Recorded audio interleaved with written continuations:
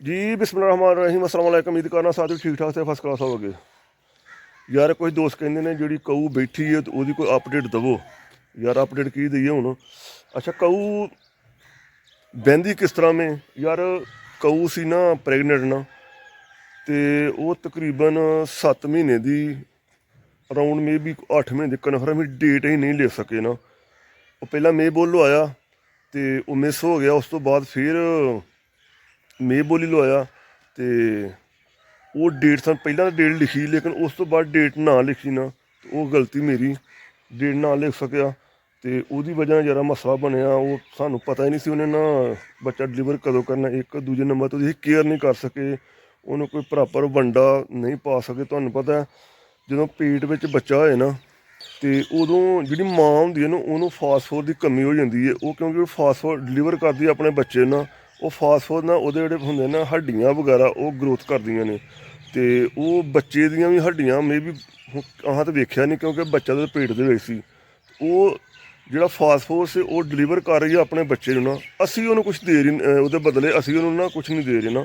तो साढ़े को ये मिस्टेक हुई सानू ही पता सी यार हो सकता है ये 2-4 माह अजे बाकी ने लेट सूएगी ना लेकिन वो साड़ी गलती वो उन्हें सूना जल्दी सी तो वो थोड़ी कमज़ोर हो गई। अगों मौसम सर्दियों का आ गया। सर्दियों में होंगे अगर जो जानवर कमज़ोर होए ना ज़्यादा कमज़ोर होए बेहतर होंगे वे जो थोड़ियाँ सर्दियाँ आने वाली ना उदों तुसी 2 महीने सर्दी आने तो पहला अपने डंगरों की केयर कर लो, अपने डंगरों को मजबूत कर लो, चारा दबा के दवो तो नाल थोड़ा ऐड करो वंडे ना तो ताकि जिसमानी तौर पर तो जानवर मजबूत होना तो फिर सर्दियों कड़ जाते हैं। कुछ नहीं होंगे। हुण साडे ए जानवर ने जिन्हें भी देख रहे हो सारे बाहर होंगे ने किसी को कोई असीं अंदर नहीं करते। यह अंदर एक गोदाम वाला है ये सारे पट्ठे वाली जगह जिसे पट्ठे जा खांदियां ने उत्थे अंदर जाके बहदियां नहीं।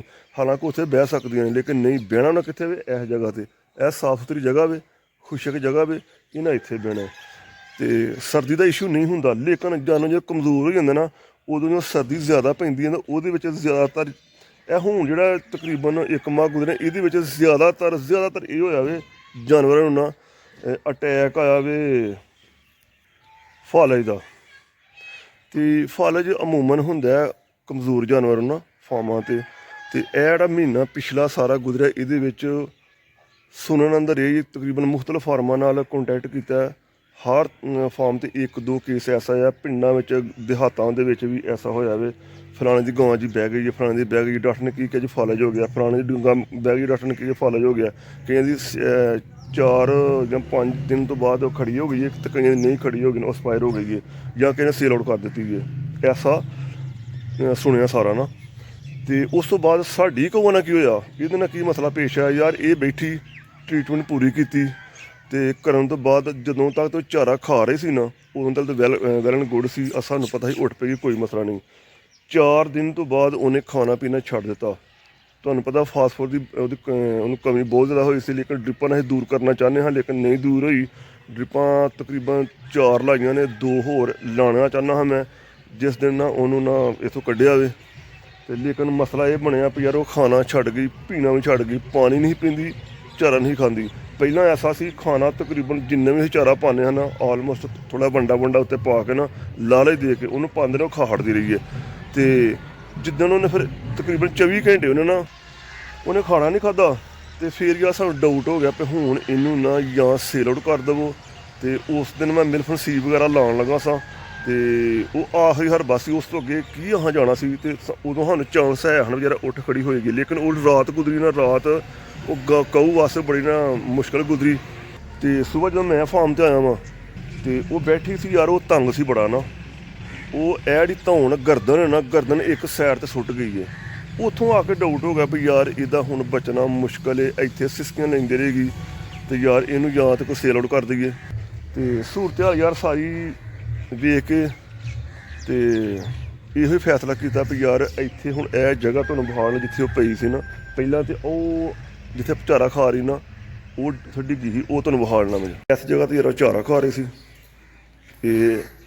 ਇਹ ਲਾਕਰ ਜਾਂ ਇਹ ਲਾਕਰ ਇਹਦੇ ਵਿੱਚੋਂ ਤੇ ਇੱਥੇ ਕਿਤੇ ਬਹਿ ਗਈ ਹੈ। ਸਾਨੂੰ ਡਾਊਟ ਕਿਸੇ ਮਾਰਿਆ ਲੇਕਿਨ ਮਾਰੇ ਨੇ ਉਹਨੂੰ ਹੋਇਆ ਅਟੈਕ ਨਾ ਉਹ ਅਟੈਕ ਨਾਲ ਇੱਥੇ ਬਹਿ ਗਈ ਹੈ। ਅਸੀਂ 2-4 ਘੰਟੇ ਤੋਂ ਬਾਅਦ ਉਹਨੂੰ ਵੇਖਿਆ ਨਾ ਬੰਦੇ ਪੱਠੇ ਪੁੱਠੇ ਲੈਣ ਗਏ ਹਨ ਤੇ ਮੈਂ ਇੱਥੇ ਨਹੀਂ ਹਾਂ। ਜਦੋਂ ਤੱਕ ਮੈਂ ਆਇਆ ਨਾ ਤੇ ਉਹ ਬੈਠੀ ਸੀ। ਇਸ਼ੂ ਉਦੋਂ ਵੀ ਕੋਈ ਨਹੀਂ, ਮਸਲਾ ਕੋਈ ਨਹੀਂ ਸੀ।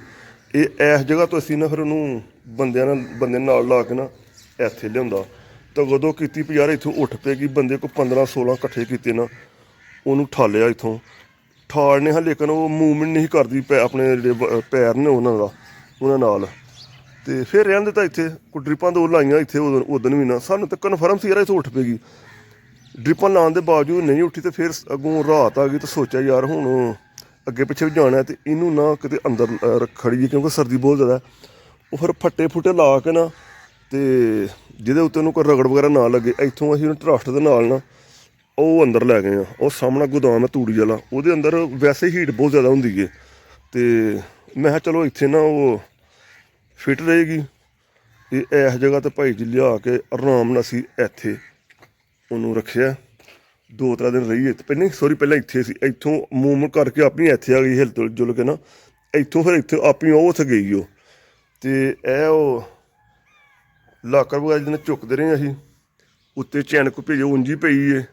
ਉਹ ਲਾਹਣ ਤਾਂ ਦੇਰ ਵੀ ਨਹੀਂ ਕੀਤਾ, ਇੱਥੇ ਪਈ। ਤੇ ਇਹ ਸੂਰਤ ਹਾਲੇ ਤੋਂ ਖਰਾਬ ਹੋਈ ਨਾ ਜ਼ਿਆਦਾ। ਸੂਰਤ ਹਾਲੇ ਖਰਾਬ ਹੋਈ ਤੇ ਫਿਰ ਯਾਰ ਸੋਚਿਆ ਵੀ ਯਾਰ ਇੱਥੇ ਹੁੰਦਾ ਸਾਡੇ ਨਾ ਫਿਰ ਝੁਕਦਾ ਕੋਈ ਨਹੀਂ ਨਾ।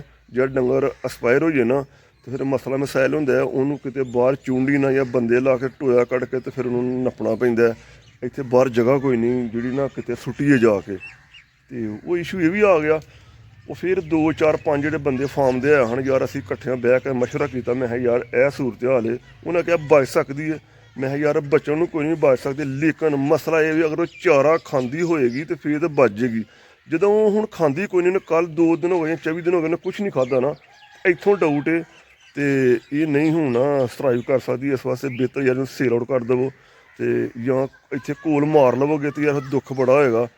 ਤੇ ਕੀ ਕਰੀਏ, ਜਾਂ ਕੋਈ ਐਸਾ ਬੰਦਾ ਲੱਭੇ ਜਿਹੜਾ ਹੋਰ ਜਾ ਕੇ ਸਾਡੇ ਨਾਲ ਵੀ ਕੋਈ ਬਿਹਤਰ ਜਾਣਦਾ ਤੇ ਉਹ ਜਾ ਕੇ ਇਹਦੇ ਨਾਲ ਕੇਅਰ ਕਰੇ। ਜਾਂ ਕੋਈ ਉਹ ਫਿਰ ਬੰਦਾ ਇੱਕਦਮ ਸੱਦਿਆ, ਉਹਨਾਂ ਕਿਹਾ ਨਹੀਂ ਯਾਰ ਇਹਦੇ ਬਚਣ ਦਾ ਚਾਂਸ ਕੋਈ ਨਹੀਂ। ਫਿਰ ਯਾਰ ਉਹਨੂੰ ਨਾ ਅਸੀਂ ਸੇਲ ਆਊਟ ਕਾਹਦੀ ਕਰਨੀ, ਬਸ ਸਮਝ ਲਓ ਕਿਸੇ ਨੂੰ ਦੇ ਛੜੀ ਨਾ। ਉਹ ਕਸਾਈ ਸੀ, ਉਹਨੇ ਕਿਹਾ ਮੈਂ ਯਾਰ ਕੋਸ਼ਿਸ਼ ਕਰਾਂਗਾ ਪਹਿਲਾਂ, ਉਸ ਤੋਂ ਬਾਅਦ ਮੈਂ ਇਹਨੂੰ ਤਕਬੀਰ ਫੇਰਾਂਗਾ। ਮੈਂ ਕਿਹਾ ਚਲੋ ਯਾਰ ਸਾਡੇ ਕੋਲ ਤਾਂ ਹੁਣ ਚਲੀ ਜਾਏਗੀ। ਦਿਲ ਨਹੀਂ ਕਰਦਾ ਇਹਨੂੰ ਕੱਢਣ ਦੇ ਇੱਥੋਂ, ਕਿਉਂਕਿ ਮੈਨੂੰ ਪਹਿਲਾਂ ਗਲਤੀ ਹੈ ਕਿ 5-6 ਸੂਏ ਸੂਈ ਹੈ, ਲੇਕਿਨ ਉਹ ਕੋਈ 12-13 ਸੂਏ ਸੂਈ ਸੀ ਜਾਂ ਸ਼ਾਇਦ ਇਸ ਤੋਂ ਵੀ ਜ਼ਿਆਦਾ ਸੂਈ ਸੀ। ਇਹ ਵੱਛੀ ਵੀ ਉਹਦੀ ਹੈ, ਇਹ ਵੀ ਉਹਦੀ ਹੈ, ਇਹ ਲੰਮੀ ਵੱਛੀ ਵੀ ਉਹਦੀ ਹੈ। ਇਹ ਉਹ 2 ਖੜੀਆਂ ਵੱਛੀਆਂ ਉਹ ਵੀ ਉਹਦੀਆਂ ਨੇ। ਇਹ ਵੱਡੀ ਲੰਮੀ ਵੱਛੀ ਇਹ ਵੀ ਉਹਦੀ ਹੈ। ਤੇ ਇੱਕ ਉਹਦੀ ਵੱਛੀ ਪਹਿਲਾਂ ਐਕਸਪਾਇਰ ਹੋ ਗਈ। ਤਕਰੀਬਨ ਕੋਈ 11-12 ਉਹਦੇ ਬੱਚੇ ਨੇ ਇੱਥੇ ਨਾ। ਉਹ ਦਿਲ ਨਹੀਂ ਕਰਦਾ ਯਾਰ ਦੇਣ ਤੇ ਚਲੋ ਫਿਰ ਉਹ ਬੰਦਾ ਆਇਆ ਤੈਨੂੰ ਦੇਖ ਰਹੀ। ਮੈਂ ਆਹ ਕੀ ਮੁੱਲ ਮੈਂ ਕਿਹਾ ਚੱਲ ਯਾਰ ਤੂੰ ਲੈ ਜਾ, ਜੋ ਦੇਂਗਾ ਤਾਂ ਠੀਕ ਹੈ। ਤੇ ਬਸ ਇੱਥੋਂ ਲੈ ਗਿਆ ਨਾ। ਫਿਰ ਇੱਥੋਂ ਕੱਢ ਕੁੱਢ ਕੇ ਭਾਈ ਲੈ ਗਏ। ਇਹ ਸੂਰਤ ਹਾਲ, ਇਹ ਕਹਾਣੀ ਸਾਰੀ ਹਜੇ। ਤੇ ਮਸਲਾ ਇਹ ਲੁਬੇ ਲੁਬਾ ਯਾਰ ਉਹਨੂੰ ਨਾ ਫਾਸਟ ਦੀ ਕਮੀ ਬਹੁਤ ਜ਼ਿਆਦਾ ਹੋ ਗਈ ਸੀ। ਤੇ ਸਾਡੇ ਕੋਲ ਚਲੋ ਇੱਕ ਐਕਸਪਾਇਰ ਹੋਈ ਹੈ। ਇਹ ਨਾਲ ਸਾਡੇ ਫਾਰਮ ਹੈ ਸਬਜ਼ਪੀਰ ਨੇ, ਉੱਥੇ 7 ਗਾਵਾਂ ਐਕਸਪਾਇਰ ਇਸ ਤਰ੍ਹਾਂ ਹੀ ਹੋਈਆਂ ਨੇ। ਤੇ ਫਾਲਜ ਹੁੰਦਾ ਵੇ ਤੇ ਫਾਲਜ ਕੁਛ ਦਾ ਠੀਕ ਹੋ ਜਾਂਦਾ, ਕੁਛ ਦਾ ਨਹੀਂ ਠੀਕ ਹੁੰਦਾ। ਜਿਹੜੀ ਤੇ ਪੱਠੇ ਵਗੈਰਾ ਛੱਡ ਜਾਂਦੀ ਹੈ ਨਾ, ਉਹਦਾ ਫਿਰ ਫਾਲਜ ਠੀਕ ਨਹੀਂ ਹੁੰਦਾ, ਆਪਣੇ ਨੂੰ ਕਵਰ ਨਹੀਂ ਕਰ ਸਕਦੀ। ਕਿਉਂਕਿ ਇੱਕ ਤਾਂ ਫਾਲਜ ਹੋ ਗਿਆ, ਦੂਸਰੇ ਨੰਬਰ ਜਿਸਮਾਨੀ ਕਮਜ਼ੋਰੀ ਹੋ ਗਿਆ, ਤੇ ਤੀਸਰੇ ਨੰਬਰ 'ਤੇ ਫਿਰ ਉਹ ਜਿਹੜਾ ਬੰਦੇ ਦਾ ਹੁੰਦਾ ਇਹ ਹੁੰਦਾ ਲੇਬਰ 'ਤੇ ਵੀ ਡਿਪੈਂਡ ਕਰਦਾ।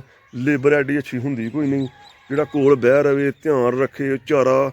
ਉਹ ਪਿਛਲੀ ਵੀਡੀਓ 'ਚ ਮੈਂ ਤੁਹਾਨੂੰ ਕਿਹਾ ਸੀ, ਬੰਦੇ ਨੇ ਮੈਂ ਕਿਹਾ ਪਾਣੀ ਡਾ, ਉਹਨੇ ਕਿਹਾ ਭਾਜ ਪਾਣੀ ਡਾ ਹੜਿਆ। ਮੈਂ ਆ ਕੇ ਪਾਣੀ ਡਾ ਉਹਨੂੰ 3.5 ਬਾਲਟੀਆਂ ਪਾਣੀ ਪੀਤਾ। ਫਿਰ ਉਹ ਚਾਰਾ ਵੀ ਇੰਝ ਕਰਦਾ ਹੋਏਗਾ।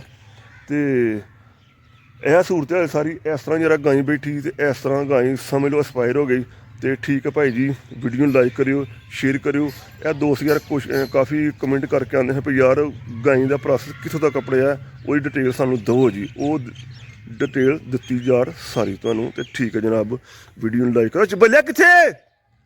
ਵੀਡੀਓ ਨੂੰ ਲਾਈਕ ਕਰੋ, ਸ਼ੇਅਰ ਕਰੋ, ਸਬਸਕ੍ਰਾਈਬ ਕਰੋ। ਔਰ ਗੱਲ ਤਾਂ ਸੁਣ।